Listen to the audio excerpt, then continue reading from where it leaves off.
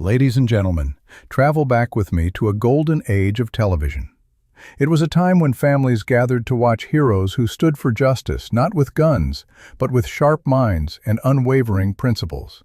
Standing tallest among them was Raymond Burr. To the world, he was the undefeated Perry Mason and the brilliant iron-willed detective Ironside. But behind those piercing blue eyes lay a man of deep contradictions. While he played characters who unraveled everyone else's secrets, Raymond Burr carefully guarded his own. He was a gentle giant who spent a lifetime shielding his true self from the spotlight. Today, we peel back the layers of the legend, from the private sanctuaries he built to the secret love he hid for decades. This is the touching, sometimes heartbreaking story of the man behind the gavel. Childhood and early years. The story begins far from the glitz of Hollywood, in the modest town of New Westminster, British Columbia, Canada. Born on May 21, 1917, Raymond William Stacy Burr entered the world weighing a staggering 12 pounds, a foreshadowing of the imposing figure he would become. His early years were not painted with privilege, but were sketched with the gray tones of the Great Depression. His parents separated when he was young, a rupture that sent Raymond and his mother to California, seeking a fresh start in a land that promised dreams but often delivered dust. While the harsh realities of the Great Depression forced him to work odd jobs to support his family, building a work ethic that would later become legendary, his heart was elsewhere. He found his true escape on the stage. For Raymond, acting wasn't just a hobby. It was a way to step out of his own skin and become someone else. This burning desire to reshape his reality set him on a direct path to Hollywood stardom. Private and emotional life. To understand Raymond Burr, one must navigate a labyrinth of mirrors. For decades, the public believed a tragic, romantic narrative that Raymond himself had carefully constructed. He told the press stories of heartbreak that would make anyone weep. A first wife, Annette Sutherland, who perished in a plane crash during World War II. A second wife, who died of cancer, and a beloved son, Michael, who tragically died of leukemia at the tender age of 10. For years, fans sent their condolences, their hearts breaking for the lonely star who had lost so much. However, the truth was far more complex and, in its own way, poignant. These wives and the son, Michael, were fabrications, stories invented to shield his private life from a conservative Hollywood that was not ready to accept him as he was. Raymond Burr was a gay man living in an era where such a revelation would have ended his career instantly. He invented a family of ghosts to protect the real love of his life. For over 30 years, Raymond shared his life with Robert Benavides, a young actor whom he met on the set of Perry Mason. Robert was his partner, his confidant, and his rock. While the world mourned Raymond's fictional losses, the reality was that he had found a profound and enduring domestic happiness. They were true partners in every sense, building businesses and homes together. Regarding children, Raymond Burr had no biological children. The Michael he spoke of so lovingly did not exist. This realization brings a bittersweet quality to his story. While he never raised a son, he poured that paternal instinct into his relationships with his co-stars and his immense charitable work.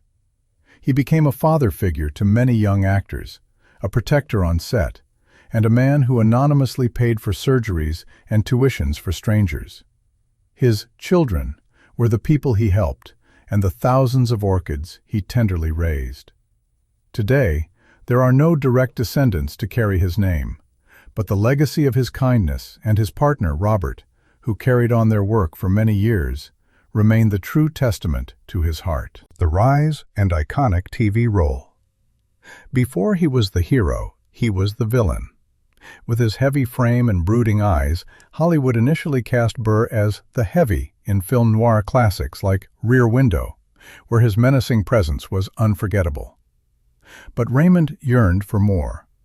In 1957, he auditioned for a show based on the novels of Earl Stanley Gardner. The show was Perry Mason. Interestingly, Raymond initially read for the role of Hamilton Burger, the district attorney. But Gardner himself took one look at Burr and famously declared, "That is Perry Mason." The transformation was absolute. For 9 seasons, Raymond Burr became Perry Mason. He wasn't just acting, he embodied the very concept of justice. He worked grueling 16-hour days, often sleeping in a dressing room at the studio to ensure perfection. He memorized pages of complex legal jargon, delivering them with a conviction that made viewers believe he was a real attorney. In the chaos of the 1960s, Perry Mason was a rock, a symbol that truth would always prevail. When the show ended, he defied the odds again. They said a leading man couldn't be in a wheelchair. Raymond proved them wrong with Ironside. As Chief Robert Ironside, he brought dignity and strength to a character with a disability, reshaping public perception and cementing his status not just as a star, but as a television icon who commanded the screen simply by being there. The house. Perhaps the most fascinating aspect of Raymond Burr's life was where he chose to retreat. He did not live in a delicate Beverly Hills fishbowl. He was a big man who needed space, privacy, and sanctuaries built to his own specifications. First, there was his paradise in the South Pacific. In 1965, Raymond and his partner Robert purchased Naitauba, a private island in Fiji spanning over 3,000 acres. This wasn't just a vacation home, it was a kingdom.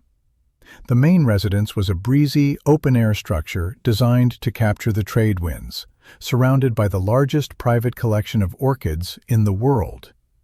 Here, far from Hollywood's prying eyes, Raymond lived in a sarong, cooking for friends in a kitchen that smelled of coconut and sea salt. But his most beloved masterpiece was back in America.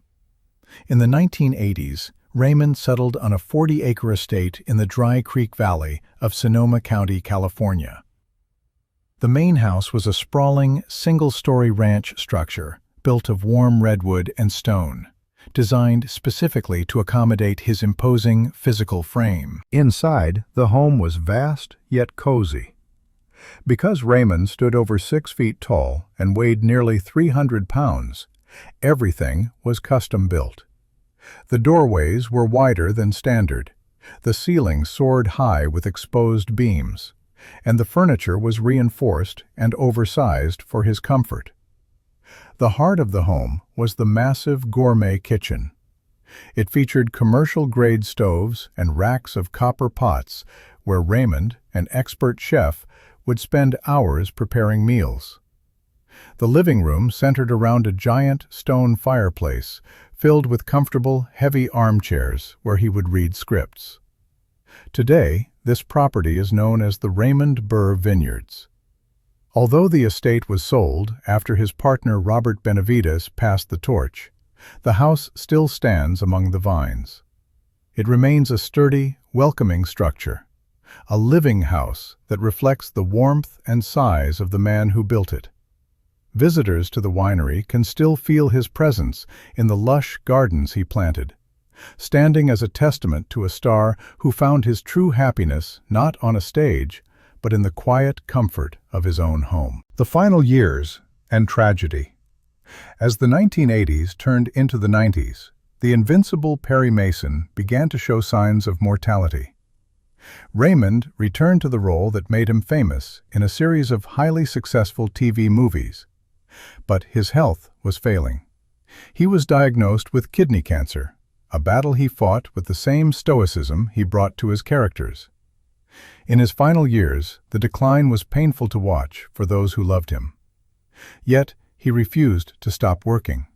He filmed his final Perry Mason movies while in immense pain, often needing to sit between takes. But the moment the director called action, the strength returned to his voice. He wanted to ensure his crew had work and that he finished what he started. The tragedy wasn't just the illness. It was the final curtain closing on a man who had so much more life to give. Raymond Burr passed away on September 12, 1993, at his beloved ranch in Sonoma, with Robert Benavides by his side. He was 76 years old. The news sent a shockwave through America. The lights of Broadway were dimmed in the hearts of his fans. We didn't just lose an actor, we lost a protector. Conclusion and legacy. When Raymond Burr left this world, he left behind a fortune estimated at around $15 million. But his true net worth was immeasurable. He left the bulk of his estate to Robert Benavides, finally acknowledging in death the partnership he had to hide in life. Though this led to a brief, ugly legal challenge from a disgruntled niece, Robert prevailed, preserving Raymond's wishes. Today, Hollywood remembers him as a consummate professional and a man of immense generosity. Fans remember him as the ultimate figure of reassurance. In a world that often feels chaotic and unjust, we still turn to reruns of Perry Mason to see Raymond Burr stand up, fix his tie, and ensure that justice is served. There are no grand parades held in his honor today, but his legacy lives on in the law schools cited by students inspired by his character, in the vineyards of Sonoma, and in the quiet acceptance of the LGBTQ+ community in Hollywood. A path he walked silently so others could eventually run. As the screen fades to black, we remember not the wheelchair or the gavel, but the man. Complicated, kind, and eternally beloved. Goodbye, Mr. Mason. You rest your case, and you won our hearts.